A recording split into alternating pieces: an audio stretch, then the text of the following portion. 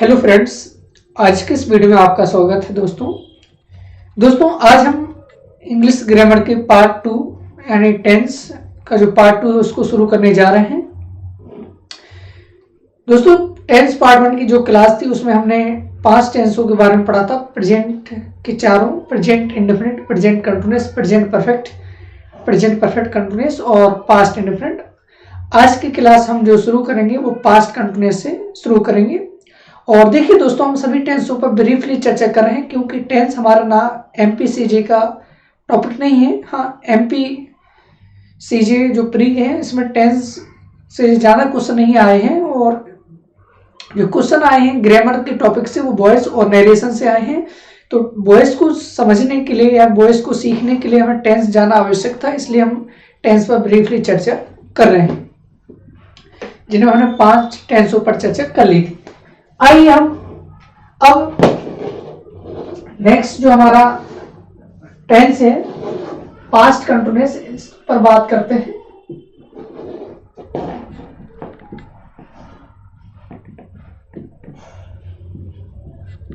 Past continuous, इसके जो helping verb यानी सहायक क्रिया है, हेल्पिंग वर्ब वो है वॉच और वर्ब, है ना। पास्ट कंटिन्यूअस टेंस, इसकी सहायक क्रिया वॉच और वर्ब है। सिंगुलर के साथ वॉच आता है, प्लूरल के साथ वर्ब यूज किया जाता है और वर्ब के फर्स्ट फॉर्म में आईएनजी आता है। कंटिन्यूअस का कोई सा भी टेंस हो, प्रेजेंट कंटिन्यूअस हो, पास्ट कंटिन्यूअस हो या फ्यूचर कंटिन्यूअस, वर्ब के फर्स्ट फॉर्म में किसका यूज किया जाता है? आईएनजी का यूज किया जाता है। तो यहां तक हमने बात कर ली कि पास्ट कंटिन्यूअस के जो हेल्पिंग वर्ब है वॉच और वर्ब, सिंगुलर के साथ वॉच और प्लूरल के साथ वर्ब आता है और वर्ब के फर्स्ट फॉर्म में आईएनजी का यूज किया जाता है। यानी पास्ट कंटिन्यूअस टेंस के जो अफर्मेटिव का जो स्ट्रक्चर होगा वो इस प्रकार का होगा: सब्जेक्ट प्लस वॉच या वर्ब प्लस वर्ब के फर्स्ट फॉर्म में आईएनजी प्लस ऑब्जेक्ट। ठीक है, तो जो आपका पास्ट टेंस के बारे में ब्रीफली चर्चा हुई, इसको आप नोट करना चाहें तो कर सकते हैं।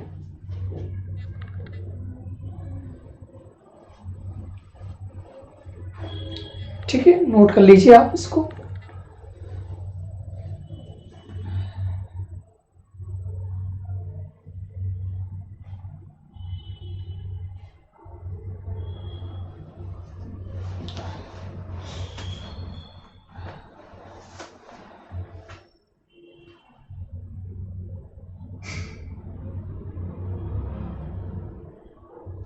आ जाइए, हम अब नेक्स्ट टेंस पर बात करते हैं। नेक्स्ट टेंस दोस्तों हमारा पास्ट परफेक्ट। अभी हमने पास्ट कंटिन्यूअस पर बात की।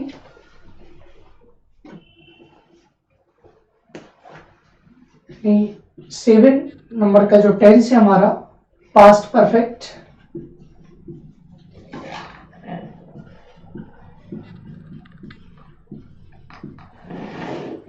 पास्ट परफेक्ट टेंस, इसकी जो हेल्पिंग वर्ब यानी सहायक क्रिया है, हेल्पिंग वर्ब यानी जो सहायक क्रिया है वो केवल एक ही है, हेड। ठीक है, एक ही हेल्पिंग वर्ब, इसकी हेड, सहायक क्रिया एक ही है, हेड। अब कर्ता सब्जेक्ट भले ही सिंगुलर हो या प्लूरल, दोनों के साथ हेड ही आएगा। ठीक है, इसमें कोई संदेह नहीं है कि सिंगुलर के साथ क्या आएगा और प्लूरल के साथ क्या आएगा।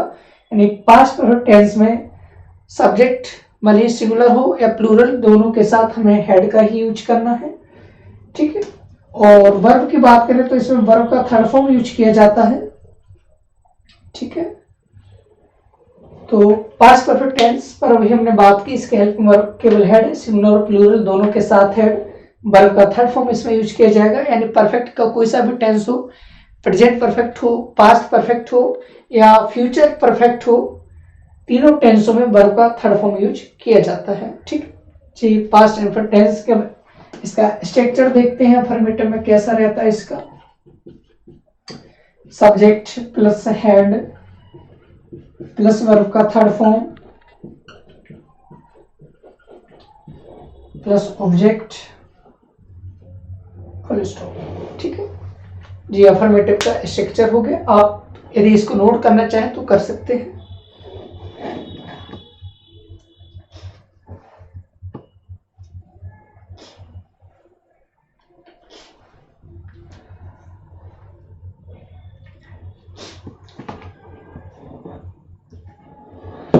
आइए इसको नोट कर लिया होगा आपने।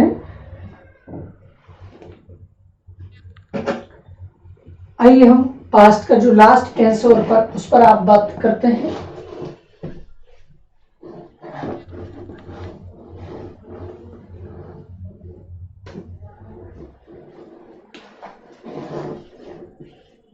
पास्ट का जो लास्ट टेंस है वो है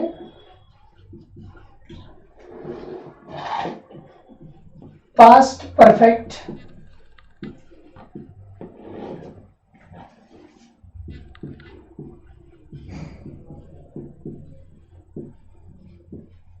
कंटिन्यूअस।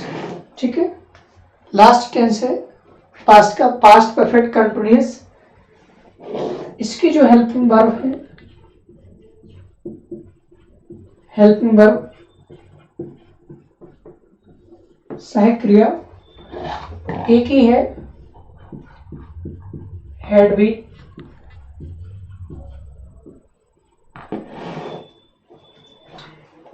अब कर्ता सिंगुलर हो या प्लूरल, जब एक ही हेल्पिंग वर्ब है तो हैड बी नहीं आएगा। ठीक है, वर्ब की बात करें तो इसमें वर्ब के फर्स्ट फॉर्म में आईएनजी का यूज किया जाता है। तो पास्ट परफेक्ट कंटिन्यूअस टेंस आपका पास्ट का लास्ट टेंस है। इसके हेल्पिंग वर्ब होती है हैड बीन। सब्जेक्ट सिंगुलर हो या प्लूरल दोनों के साथ हैड बीन। और वर्ब की बात करें तो वर्ब के फर्स्ट फॉर्म में इसमें आईएनजी आता है। ठीक है, तो ये पास्ट परफेक्ट कंटिन्यूअस पर ब्रीफली चर्चा हुई। हाँ, इसमें फोर और सिंस का भी यूज किया जाता है। तो फोर और सिंस में हमने जो हमारी टेंस की फर्स्ट क्लास हुई थी उस पर भी बात की थी कि पॉइंट ऑफ टाइम हो तो उसके साथ सिंस आता है, और पीरियड ऑफ टाइम उसके लिए फोर आता है, यानी अनसर्टेन टाइम को डिनोट करने के लिए फोर का यूज किया जाता है, और सर्टेन टाइम को डिनोट करने के लिए सिंस का यूज किया जाता है। तो इसमें कोई डाउट नहीं होना चाहिए। तो हमने पास्ट परफेक्ट कंटिन्यूअस टेंस पर बात की ब्रीफली। यदि आप इसको नोट करना चाहें तो कर सकते हैं।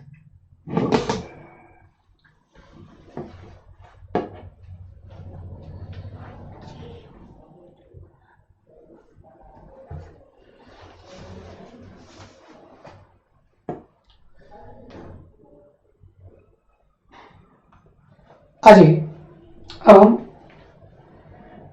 अभी तक की जो हमारी क्लास हुई उसमें हमने प्रेजेंट के टेंसों के बारे में चर्चा की, पास्ट के टेंसों के बारे में चर्चा कर ली।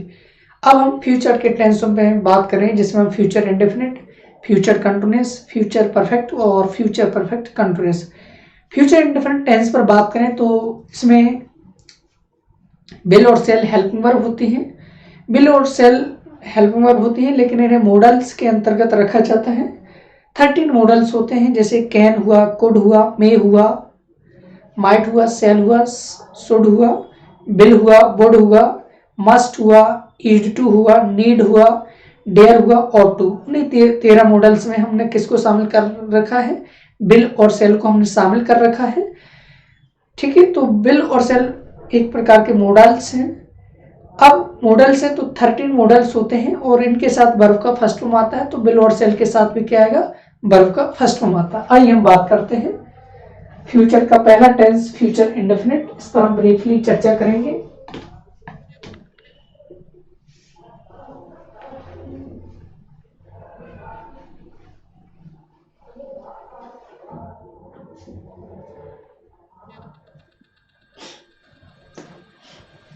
आज फ्यूचर का पहला टेंस, और नंबर सीरीज से देखो तो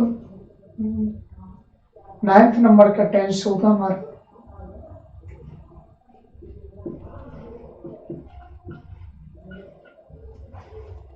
फ्यूचर इंडेफिनिट,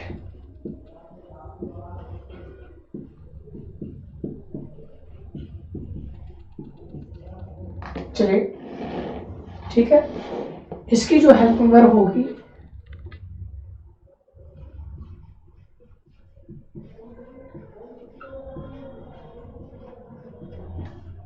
वो बिल और सेल है, ठीक है। और इसमें वर्ब का फर्स्ट फॉर्म ही यूज किया जाता है फ्यूचर इंडेफिनिट टेंस में, क्योंकि 13 मॉडल्स होते हैं और डू डज डिड इन सब के साथ वर्ब का फर्स्ट फॉर्म ही आता है, यानी 16 ऐसी हेल्पिंग वर्ब होती है जिनमें वर्ब का फर्स्ट फॉर्म आता है। अब बात करते हैं कि बिल किसके साथ आता है और सेल किसके साथ आता है। तो सेकंड पर्सन और थर्ड पर्सन, सेकंड पर्सन और थर्ड पर्सन के साथ बिल आता है सामान्य रूप से, और फर्स्ट पर्सन के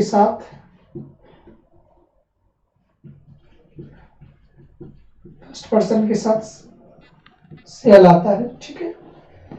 फर्स्ट पर्सन में हम आई और बी को रखते हैं, सेकंड पर्सन में यू होता है, ठीक है। सेकंड पर्सन में यू हो गया आपका, ही हो गया, सी हो गया, इट हो गया, दे हो गया, और कोई नाउन किसी का नेम वो भी थर्ड पर्सन में आता है, ठीक है। और फर्स्ट पर्सन के साथ हम सेल के यूज करते हैं, लेकिन कुछ कंडीशन होती है जहां फर्स्ट पर्सन के साथ विल के यूज करते हैं और सेकंड पर्सन थर्ड पर्सन के सेल 4-5, जैसे आपने किसी को प्रोमिस किया है, किसी से आपने डिटर्मिनेशन किया है, किसी को आपने कंपल्सन किया है, किसी को आपने एडवाइस दी है, तो उन कंडीशंस में आप फर्स्ट पर्सन के साथ विल के यूज कर सकते हो और सेकंड पर्सन के साथ हम सेल का यूज कर सकते हैं, सेकंड और थर्ड पर्सन के साथ, ठीक है। तो इस कंसेप्ट को भी क्लियर कर लीजिए। और फ्यूचर इंडेफिनिट टेंस पर हमने बात कर ली कि इसके हेल्पिंग वर्ब विल और सेल है। फर्स्ट वर्ब का फर्स्ट फॉर्म आता है, सेकंड पर्सन और थर्ड पर्सन के साथ सामान्य रूप से विल आता है और फर्स्ट पर्सन के साथ सेल आता है, ठीक है। थर्ड पर्सन आपका हो गया यू, सेकंड पर्सन है आपका ही, सी, इट, दे, कोई नेम, तो थर्ड पर्सन आता है, ठीक है। तो आप इसको नोट करना चाहें तो कर सकते हैं।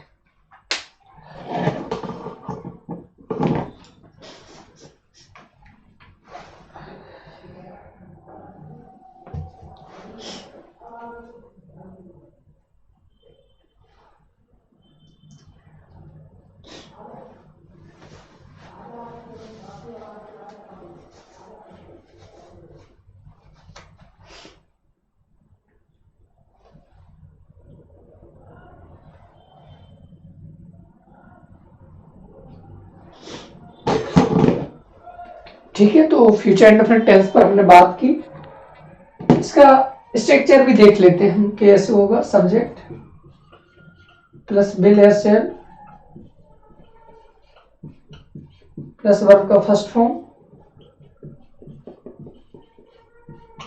प्लस ऑब्जेक्ट, ठीक है। इस तरह का अफर्मेटिव सेंटेंस का इसका स्ट्रक्चर हो जाएगा। तो हमने यहां तक बात की फ्यूचर इंडेफिनिट टेंस। अब हम फ्यूचर कंटिन्यूअस टेंस पर ब्रीफली बात करते हैं।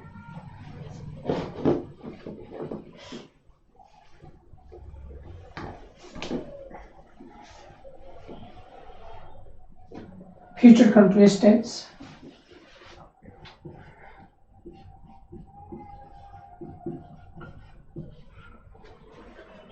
फ्यूचर कंटिन्यूअस टेंस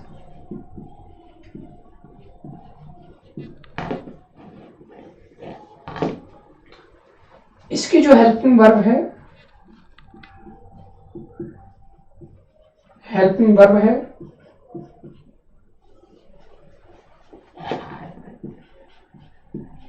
वो विल या सेल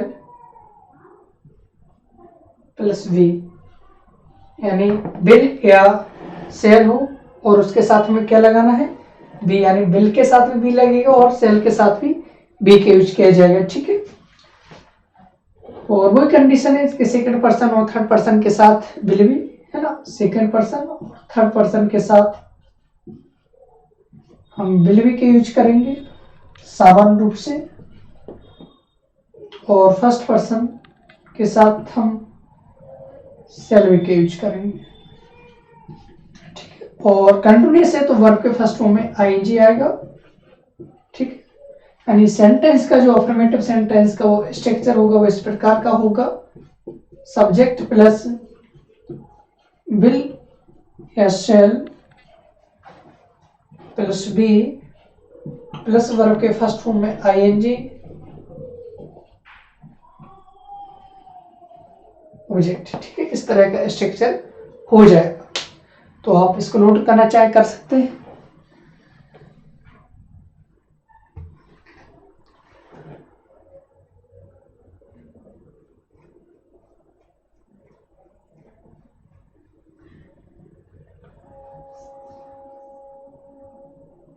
तो अभी हमने फ्यूचर कंटिन्यूअस पर बात की और हम सभी टेंसों पर दोस्तों ब्रीफली चर्चा कर रहे हैं, क्योंकि एमपीसीजे का जो टॉपिक है प्री का वो उसमें टेंस टॉपिक को शामिल नहीं किया गया।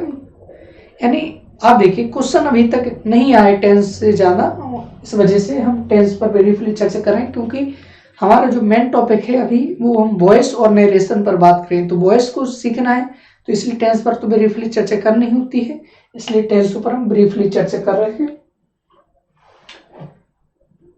और बिहार सीजी के उद्देश्य से हम टेंस पर दोबारा एक बार फिर चर्चा करेंगे कंसेप्ट वाइज। कंसेप्ट क्लियर करते चलेंगे जब हमारी टेंस की बिहार मेंस के पर्पस से होगी।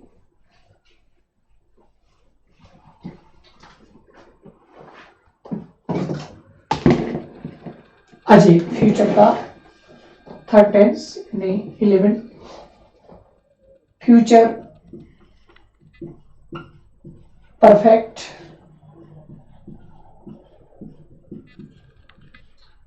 ठीक है, फ्यूचर परफेक्ट इसकी जो हेल्पिंग वर्ब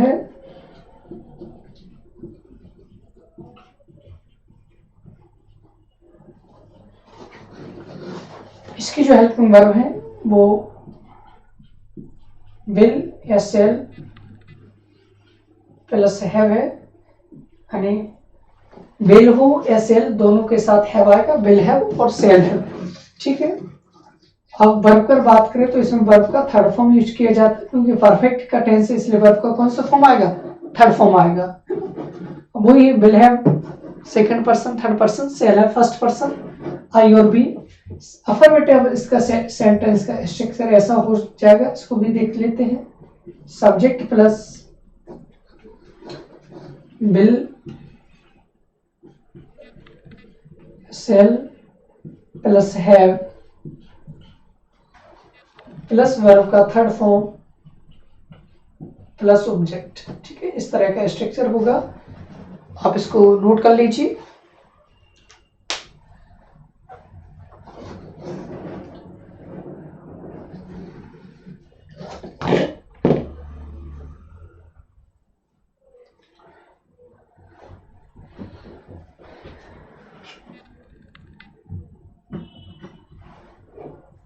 अजय अब फ्यूचर का लास्ट टेंस और हमारी टेंस क्लास का लास्ट टेंस रह गया, उस पर भी बात करें। जो 12वां टेंस है और लास्ट टेंस फ्यूचर परफेक्ट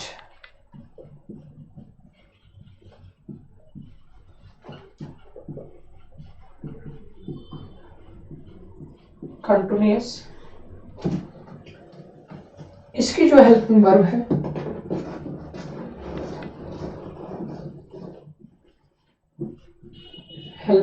है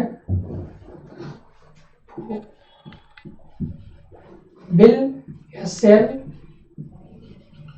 प्लस हैव बी, यानी विल हो या सेकंड पर्सन हो या थर्ड पर्सन तो विल हैव बीन, और फर्स्ट पर्सन है तो सेल हैव बीन आएगा। ठीक, और फ्यूचर परफेक्ट कंटिन्यूअस है, परफेक्ट कंटिन्यूअस का टेंस हो, मतलब प्रेजेंट परफेक्ट कंटिन्यूअस टेंस हो या पास्ट परफेक्ट कंटिन्यूअस या फ्यूचर परफेक्ट कंटिन्यूअस, वर्ब के फर्स्ट फॉर्म में आईएनजी ही आता है, ठीक है। और इसमें टाइम के लिए हम सिंस का यूज ना करके सिंस की जगह फ्रॉम का यूज किया जाता है, और यानी फॉर का तो पीरियड ऑफ टाइम के लिए होता ही है, लेकिन पॉइंट ऑफ टाइम के लिए हम यहाँ फॉर सिंस का यूज ना करके हम फ्रॉम का यूज करते हैं। ठीक है, यानी सिंस का यूज नहीं किया जाता है फ्यूचर परफेक्ट कंटिन्यूअस में, प्रोवाइडेड दैट, बशर्ते कि उसके जगह हम किसका यूज करते हैं, फ्रॉम का यूज करते हैं, और फॉर का पीरियड ऑफ टाइम के लिए और फ्रॉम का पॉइंट ऑफ टाइम के लिए, फ्रॉम मंडे, फ्रॉम 2 o'clock, इस तरीके से हम इसका यूज करते हैं। तो ये बात हमारी फ्यूचर परफेक्ट कंटिन्यूअस टेंस पर हुई। इसको आप नोट करना चाहें तो कर सकते हैं।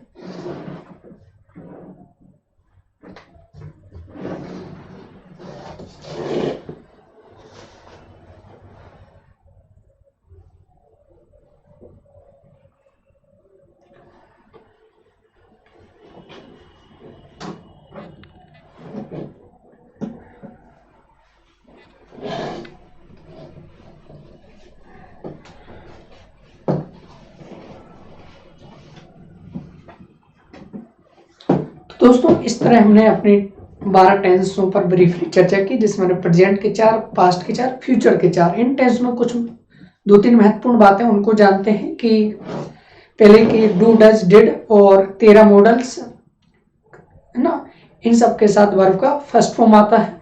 ठीक है, पहली बात तो ये समझी हमने। दूसरी बात कि पास्ट परफेक्ट कंटिन्यूअस टेंस हो या प्रेजेंट परफेक्ट कंटिन्यूअस या फ्यूचर परफेक्ट कंटिन्यूअस, वर्ब के फर्स्ट फॉर्म में आईएनजी लगाना है। एक और बात समझते हैं कि पास्ट टेंस और प्रेजेंट इंडेफिनिट टेंस दो ऐसे टेंस हैं जिनकी अफर्मेटिव टेंस में सेंटेंस में सहायक क्रिया नहीं आती है।